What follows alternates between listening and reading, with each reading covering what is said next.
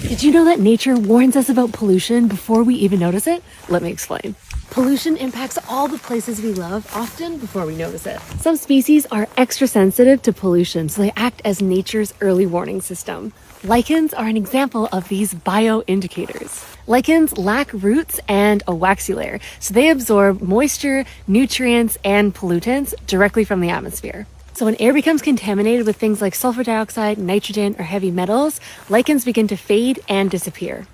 Pollutants are detrimental for nature and for humans and our health.